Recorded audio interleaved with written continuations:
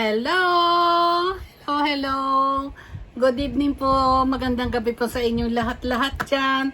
Welcome to my channel again po. Maraming salamat po at nandiyan kayo palagi sa akin. Siya nga pala, yung vlog ko po pala, yung ginawa ko palang video nung isang araw po, bali 2 days or 3 days na ngayon. Lahat po ng mga comments ninyo, binasa ko po isa-isa. At natutuwa naman po ako sa mga comments ninyo na nagustuhan ninyo about to sa yung before and after sa vaccination. Parang aral na rin ba sa inyo? Okay po, ngayon po ang gagawin po natin ngayon mga kapatid po ay for cooking naman po. Kaya anong iluluto ko? Yan ang tanong. Ang iluluto ko po ngayon, hindi naman po ako certified cook. Certified cook, hindi naman po ako certified cook, yung bang ang iluluto ko for my own version lang din po. Pero masarap po dahil paborito ng asawa ko yan, kung i-grade mo siya sa 1 to 10, 10. Yabang pero hindi po talaga gustong-gusto ng asawa ko po yung gawa kong gyoza. Ngayon po, ang iluluto po natin ngayon ay gyoza. Guys, sa totoo po ang gyoza po, dito lang ako nakakain sa Japan yan. So, hindi ko po alam ang English niyan. Ngayon bago ako magsimula dito ng video, gusto kong ma-explain sa inyo kung ano yung gyoza. Ang gyoza po Japanese name po yan. Siya sa English po, ginugol ko lang po yan. Po siya, dumpling ang pangalan niya. Right now, sana hindi ako nagkamali kasi ginugol, pero tama naman po siguro yung Google, di siguro magkakamali. Ngayon po ang gyoza po, yung dumpling, kahit anong gulay po pwede ninyong ilagay. Ano ba yung haksay? Pechay bagyo. Kahit anong gulay po pwede ninyong gawing dumpling. Yun.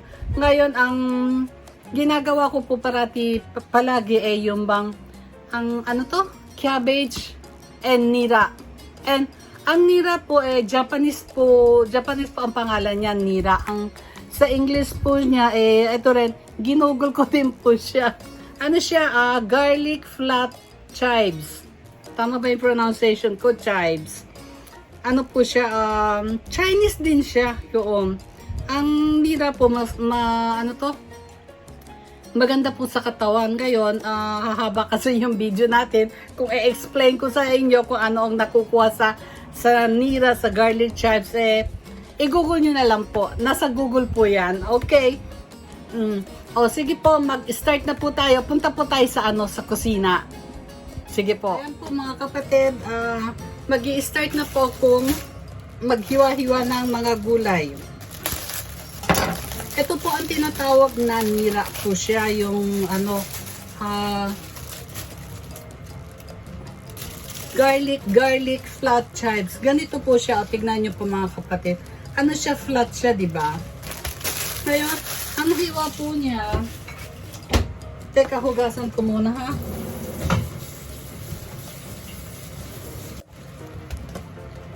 Ituturo ko po sa inyo ang paghiwa nitong garlic flat chives. Kita kaya? Ganito lang po ang hiwa niyan, ha?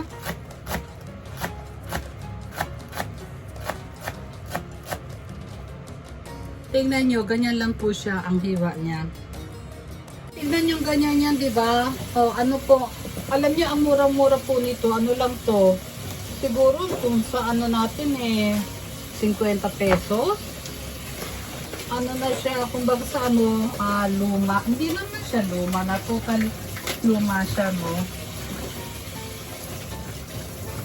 Kasi hindi naman po siya kakainin fresh kasi, kaya pwede na po yung ganyan siya.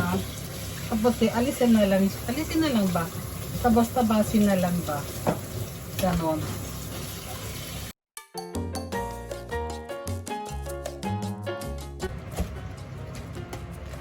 Paghiwa po ng ng cabbage. Ganito po siya. Tingnan nyo. Kita kaya?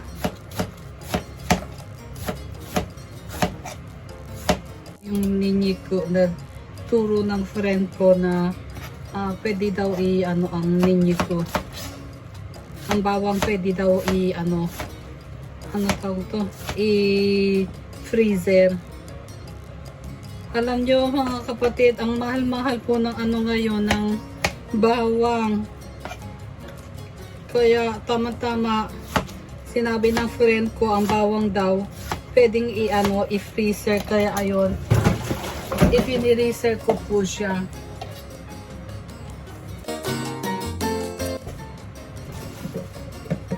Hinugasan ko kasi itong itong cabbage, kaya aanihin muna natin. Ano to, yung tubig.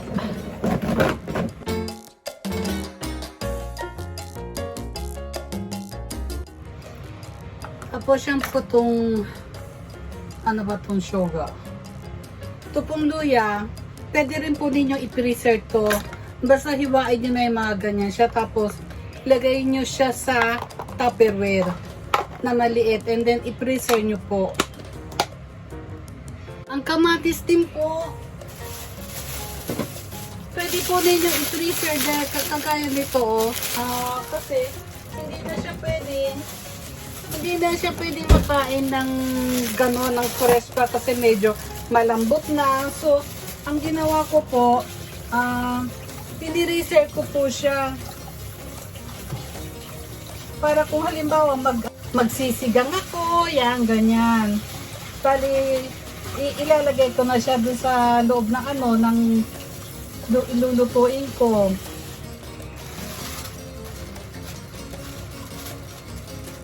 Ganyan po ang ginagawa ko kasi minsan di ba ang mahal-mahal ng kamatis. Tapos sayang di ba kung hindi nyo makakain. So, ang gawin nyo, pag hindi nyo na makain ng ng fresh, ilagay nyo kagad po sa freezer para magamit nyo sa pagluluto ng sinigang. And then, ang gagamitin nga pala po natin itong wrapper po ng gyoza, ng dumpling wrapper. Ngayon kung wala po, alam ko wala nito sa Pinas eh. Meron po yung yung balat ng siumay. Ngayon yung balat ng siumay, pwede nyo pong gamitin. Yung nga lang manipis siya, diba? So ang gagawin nyo, gagawin yung 2 piraso po siya para medyo makapal. Yan. Ito po. Kasi, pwede din naman ako hindi naman kasi ako marunong maggawa ng ng dough niya. Eh baka pagka gumawa ko, abutin po tayo ng 1 buwan po yun. Hindi naman, mga 1 linggo lang siguro. So,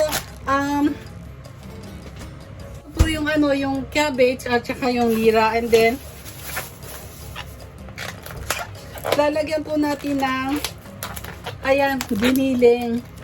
Alam niyo masarap po yung maraming giniling eh. Ayan. Ganyan siya. Bukod sa nira po,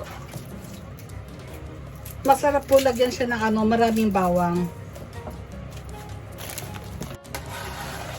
Ganyan na po siya.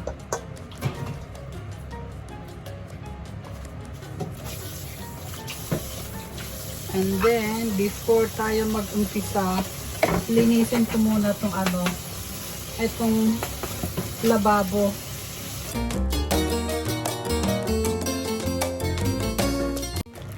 Ngayon po, ilalagyan po natin ng paminta. Yan, paminta.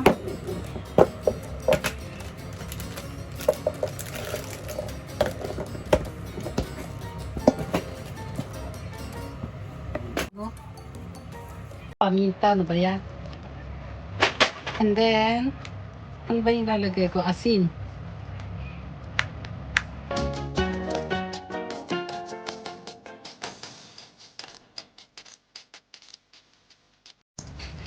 Mga kapatid, ang paggawa po ng gyoza, ano po yan depende po sa inyo dyan.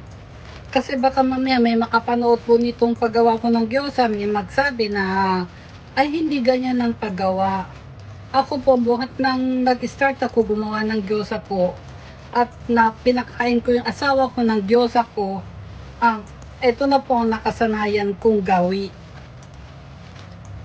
Ano lang po, simple lang po, cabbage, ano po, repolyo, tapos yung nira, tapos bawang, bechin, paminta, asin. Yun lang po ang ano ko, at saka ano pala, giniling. Ang giniling po, ano siya, may baboy, may karne. Halo po siya. Sa iba pong ano yan eh, iba-iba pong version yan eh. Yung iba nilalagyan ng ano, ng luya. Yung katas ng luya ba? Ako ayoko po ng may luya. Kahit anong gulay pwede nyo ilagay. Yan, ngayon ano po natin yan, kahit mga 10 minutes lang, 30 minutes. Para yung lasa niya, kung ano po, kumapit po. Babalutin na po natin to. Na ano po siya ng, pinatulog ko na siya ng 30 minutes. More than 30 minutes. Ngayon ganito po di ba ganito yung ano ko, ngayon mga ganyan siya, masyadong marami ka na. Yan. Tapos ito ha.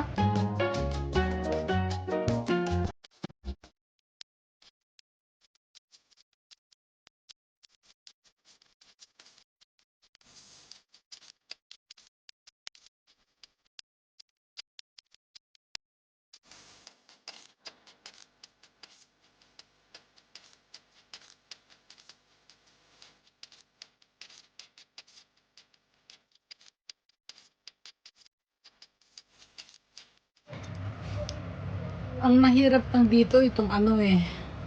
Itong pagbabalot ba? Maano siya, matrabaho lang ang gyoza pero pag kinain mo naman po, malilimutan yung pangalan nyo. Pag natikman nyo yung gyoza ko, na dyan eh. Ganyan siya, oh.